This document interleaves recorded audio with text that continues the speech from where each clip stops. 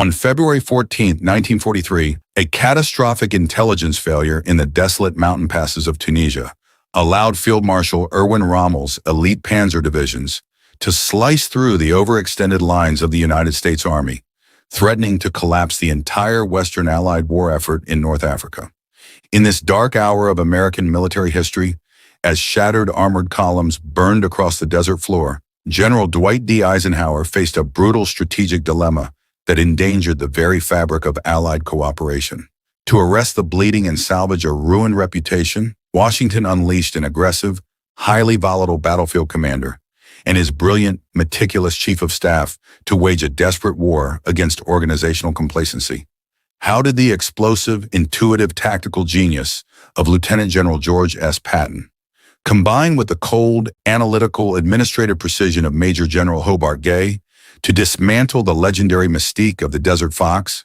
How Patton and Hobart Gay resurrected a defeated army after Kasserine Pass. The systemic collapse that invited Rommel's devastating onslaught began long before the first German tanks crested the ridges of Sidi Bouzid. The American Second Corps, commanded by Major General Lloyd Fredendall, operated under a deeply flawed defensive architecture that ignored the fundamental principles of modern mechanized warfare. Strung out in isolated, non-supporting garrisons across a front far too wide for its numbers, the Corps was a disaster waiting to happen.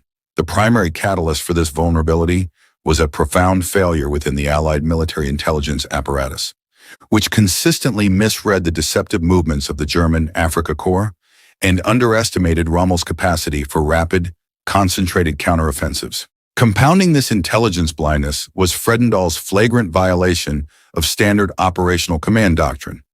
Rather than establishing a mobile, responsive headquarters near his frontline units, Fredendall withdrew his command staff into a heavily fortified subterranean bunker constructed in the remote canyon of El Guettar, more than 50 miles behind the actual fighting front. From this deeply buried underground complex, completely isolated from the physical reality of the battlefield, he issued highly specific, rigid tactical orders directly to individual battalions and companies. This obsessive micromanagement effectively stripped frontline division commanders of their autonomy, creating a paralyzed chain of command incapable of reacting to the fluid, fast-moving maneuvers characteristic of the German blitzkrieg. The immediate victim of this operational paralysis was the U.S. 1st Armored Division, led by Major General Orlando Ward. When German panzer columns under Rommel's broader strategic direction smashed into the American lines during Operation Frühlingswind, Ward desperately sought to concentrate his medium tanks to deliver a cohesive, heavy counterblow. Fredendall, however, explicitly forbade the consolidation of armored assets, ordering Ward to deploy his forces in piecemeal, fragmented detachments to guard static hill positions. Ward vehemently protested through official radio channels, warning that sending isolated tank companies against concentrated German armor was a form of tactical suicide. Fredendall refused to relent, relying on outdated tactical doctrines that prioritized static defense over aggressive mass maneuver. The resulting tactical friction in the desert rapidly transformed into a dangerous geopolitical crisis, threatening the fragile framework of Western coalition politics. British General Sir Harold Alexander, recently appointed to command the 18th Army Group, observed the unraveling American lines with profound alarm and open professional disdain. Alexander communicated directly with London, questioning whether the United States military possessed the doctrine, the leadership, or the cultural stamina required to engage veteran German forces in a mechanized theater.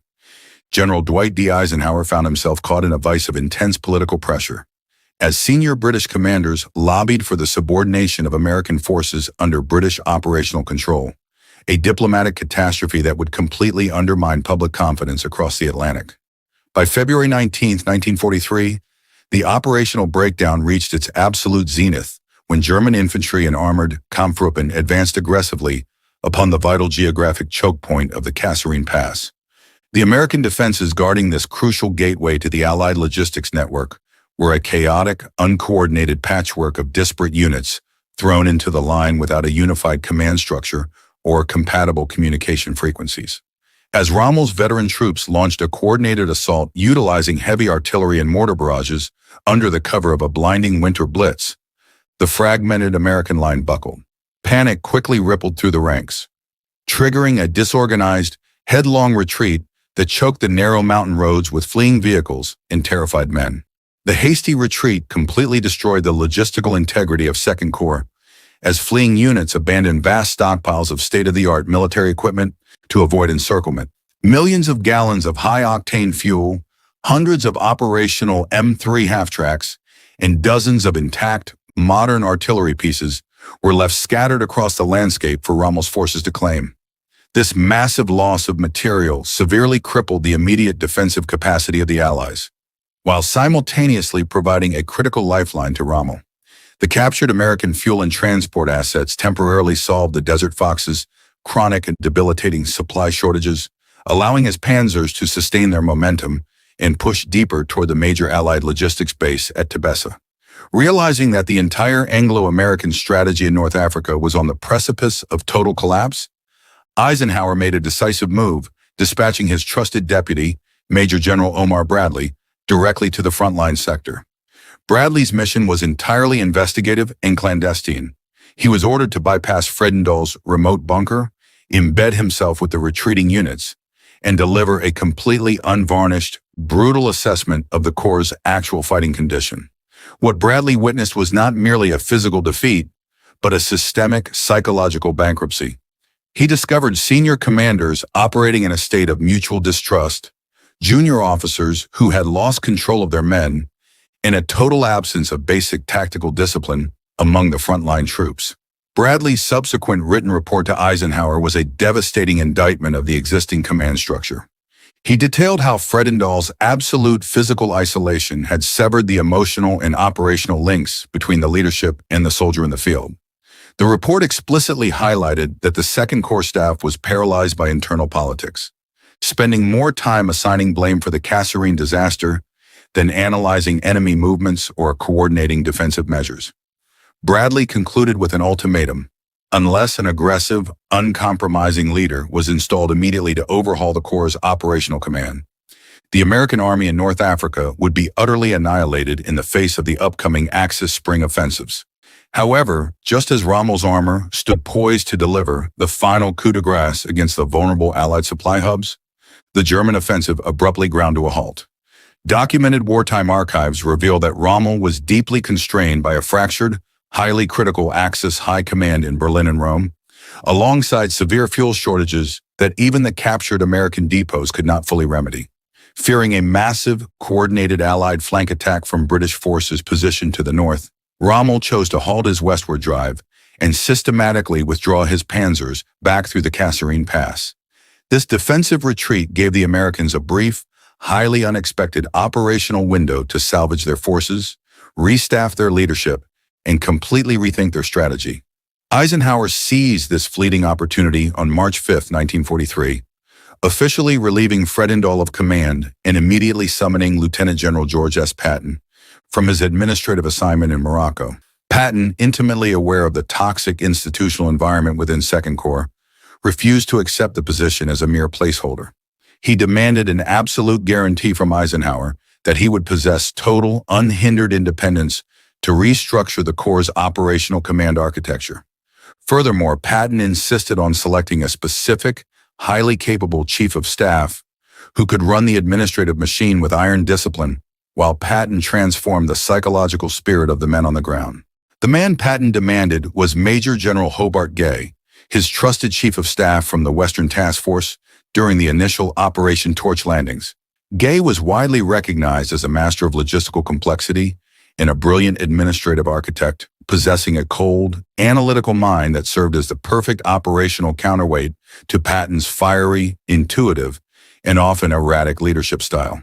While Patton assumed the public role of the fierce warrior to shock the demoralized troops out of their lethargy, Hobart Gay took over the monumental task of rebuilding the shattered staff structure, streamlining communication networks, and coordinating the massive flow of supplies required for a modern mechanized offensive.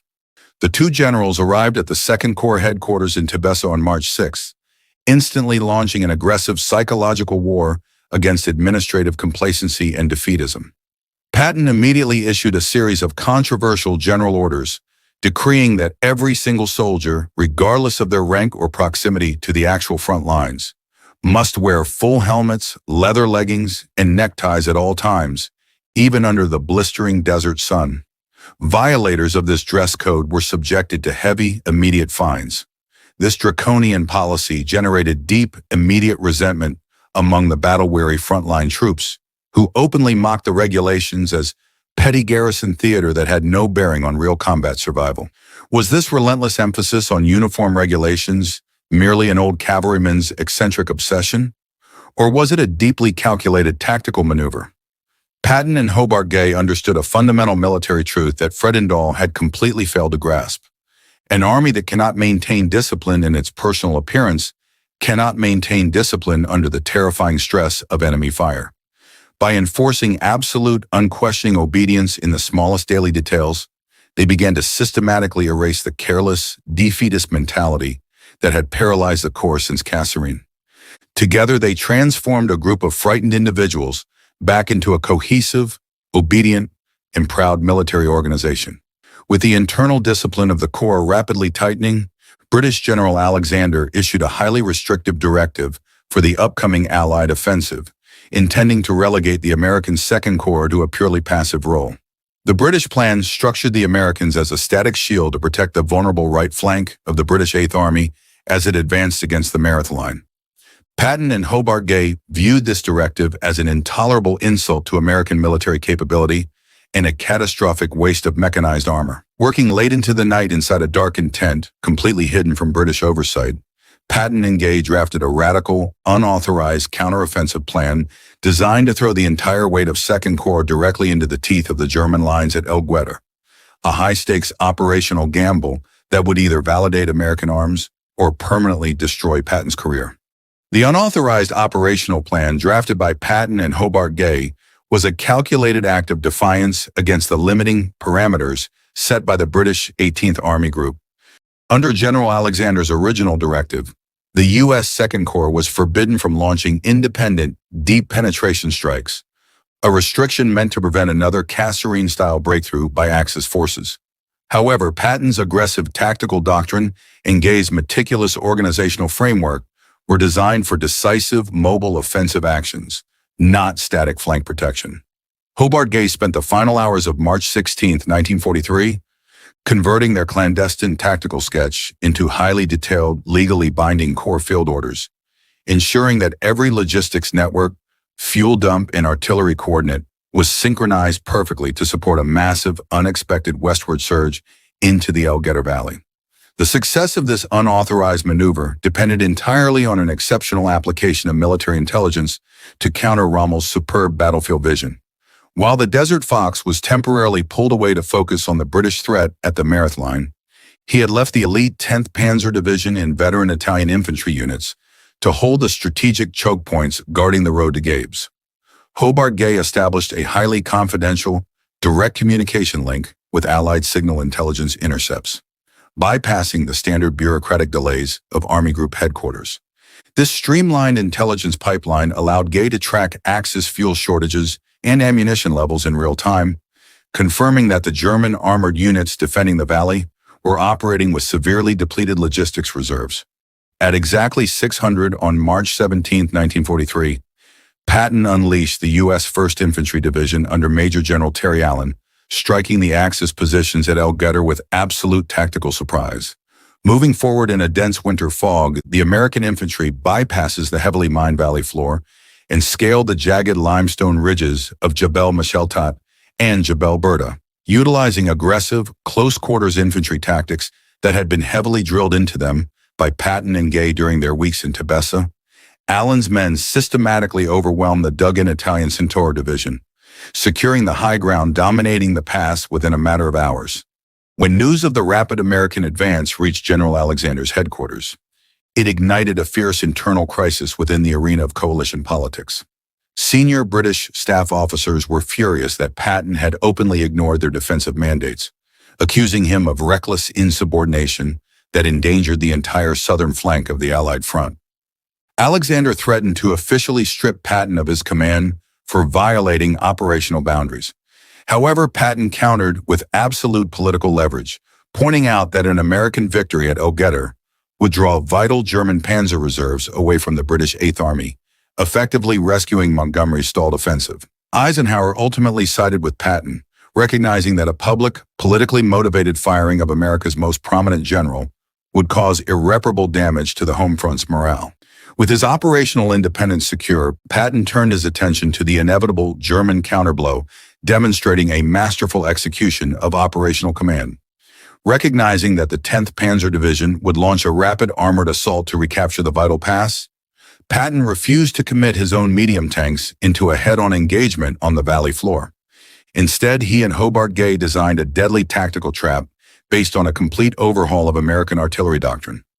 Gay coordinated the secret movement of over 4 complete battalions of heavy 105mm and 155mm howitzers, positioning them in concealed, interlocking firing sectors along the reverse slopes of the surrounding hills, creating a lethal, pre-registered killing zone across the valley. On the morning of March 23, 1943, the German 10th Panzer Division advanced into the El Guettar Valley with over 50 heavy tanks, including the terrifying, heavily armored Tiger I models. The German commanders, still operating under the assumption that they were facing the same disorganized, easily panicked American army they had routed at Kasserine Pass, drove forward in a tight, aggressive wedge formation. Patton, watching from an advanced observation post on a rugged ridgeline, held his fire, allowing the lead German tanks to penetrate deep into the center of the valley floor before giving the fateful execution order to his artillery networks. With a single radio command from Hobart Gay's Central Fire Direction Center, the concentrated power of nearly 100 American artillery pieces opened fire simultaneously, unleashing a devastating barrage of high-explosive and white phosphorus shells. The sudden, overwhelming volume of fire created an inescapable wall of steel and flame that completely engulfed the advancing German armor. Hobart Gay's meticulous calculations ensured that the artillery fire was not random. It systematically targeted the German command vehicles and communication half-tracks first, instantly severing the tactical link between the German commanders and their frontline tank crews. As the German panzers ground to a halt inside the deadly artillery trap, Patton unleashed his tank destroyer battalions, utilizing the highly mobile M10 tank destroyers equipped with high-velocity 3-inch guns. Operating under strict instructions from Patton to avoid static duels, the American tank destroyer crews utilized the rugged terrain to maneuver rapidly around the flanks of the blinded, disoriented German armor. Firing from concealed positions behind rocky outcrops, the M10s systematically punctured the thinner side and rear armor of the German panzers, completely dismantling the tactical cohesion of the elite 10th Panzer Division. By mid-afternoon, the battlefield of El Guettar had become a vast graveyard for Axis armor, with over 30 burning German tanks littering the valley floor. For the first time in the Second World War, an American army had met a veteran, concentrated German Panzer Division in a major set-piece engagement and decisively defeated it. The German forces were forced into a chaotic, defensive retreat toward the coast, their myth of tactical invincibility shattered by an American corps that had been defined by total panic and structural rot just 30 days prior.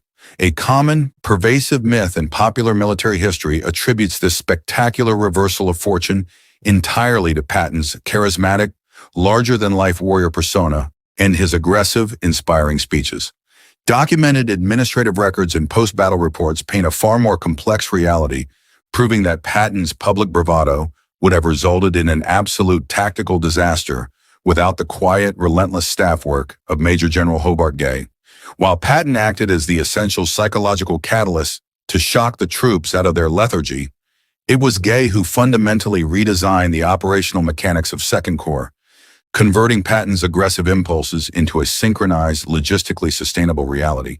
The true brilliance of Hobart Gay's administrative revolution lay in his total restructuring of the Corps' logistical architecture, turning raw statistics into decisive tactical advantages. During the Kasserine retreat, the Corps had lost over 50% of its forward supply depots due to poor coordination. Gay instituted a revolutionary system of mobile supply hubs that moved directly behind the advancing divisions, ensuring that vital ammunition, medical supplies, and high-octane fuel were always within 30 minutes of the frontline troops. This logistical efficiency allowed Patton to sustain an aggressive, high-tempo offensive pace without ever forcing his armored columns to halt due to supply depletion. Furthermore, Gay completely overhauled the failed communication infrastructure that had caused the paralysis at Sidi Bouzid, He created a highly innovative network of mobile radio relay units mounted on armored half-tracks, which moved along the high ridges of the Tunisian mountains to maintain constant, uninterrupted contact between Patton's advanced command post and the frontline division commanders. This elimination of communication lag allowed Patton to receive immediate, unfiltered battlefield updates, enabling him to make lightning-fast tactical adjustments that constantly kept the retreating Axis forces off balance. Consider the historical implications of an alternate reality where Patton had rejected Hobart Gay's meticulous structural reforms, or where Eisenhower had allowed General Alexander to relegate the American Second Corps to a purely passive, defensive role. Without the decisive American victory at El Guettar to validate American military doctrine and restore public morale, the British High Command would have successfully stripped the United States of its independent operational command in Europe. American forces would have been fragmented and subordinated under British generals for the remainder of the war, fundamentally altering the geopolitical balance of power within the Western Alliance and delaying the liberation of Europe by months, if not years. Instead, the spectacular triumph at El Guettar cemented the Patton-Hobart Gay partnership as the most formidable command entity in the United States Army. The lessons in discipline, logistical synchronization, and aggressive operational command forged in the bitter sands of Tunisia became the foundational blueprint for their future. Legendary campaigns across Sicily, the breakout from Normandy, and the relief of Bastogne during the Battle of the Bulge. They had successfully taken an army defined by panic, humiliation, and structural decay, and forged it into an iron machine of mobile warfare capable of destroying the finest divisions of the Third Reich. As the Tunisian campaign drew to its victorious conclusion in May 1943, with over 250,000 Axis soldiers surrendering to the Allies, Patton and Hobart Gay stood amidst the wreckage of Rommel's African empire. They had answered the brutal question posed at Kasserine Pass with absolute tactical finality, proving that American soldiers, when guided by precise intelligence, flawless logistics, and uncompromising leadership, could outfight any adversary on earth. The Desert Fox had fled back to Europe, but the iron machine that would ultimately pursue him to the gates of Berlin had just been born in the burning sands of El Guettar. Given the intense political pressure from British leadership within coalition politics after the Kasserine Pass disaster, do you believe General Patton and Major General Hobart Gay were completely justified in designing an unauthorized independent offensive at El Guettar? Or did their defiance pose an unacceptable strategic gamble to the stability of the Western Alliance? Let us know your analytical perspective in the comments below, and don't forget to subscribe and hit the notification bell.